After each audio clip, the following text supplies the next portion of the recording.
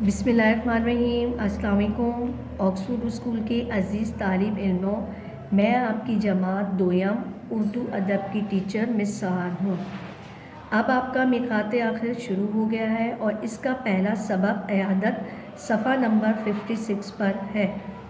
अयादत के मायने हैं मिजाज पुरसी करना, बीमार की तबीयत पूछना। आइए अब इसको पढ़ते और समझते हैं। कोई बीमार होता तो हज़रत मोहम्मद सल्लल्लाहु अलैहि वसल्लम उसकी इयादत करने यानी उसकी तबीयत पूछने ज़रूर जाते थे। बीमार के पास खामोशी से बैठते, इसके सर पर हाथ रखते और पूछते कैसी तबीयत है। बीमार अपना हाल बता देता तो फरमाते घबराने की कोई बात नहीं, इंशाअल्लाह यानी अल्लाह ने चाहा तो ये बीमारी दूर हो जाएगी और इस बीमारी की वजह से तुम्हें ये फ़ायदा होगा कि अल्लाह ताला तुम्हारे गुनाह माफ़ फरमा देंगे।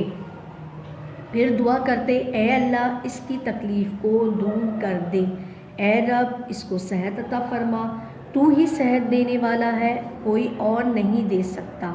ऐसी सेहत दे कि बीमारी बिल्कुल ख़त्म हो जाए। कोई बीमार होता तो हज़रत सल्लल्लाहु अलैहि वसल्लम इसकी इयादत के लिए ज़रूर जाते, इसके पास बैठते, इसका हाल पूछते थे और बीमार अपनी तबीयत के बारे में बताता तो इसको तसल्ली देते थे घबराने की कोई बात नहीं, इंशाअल्लाह सब ठीक हो जाएगा।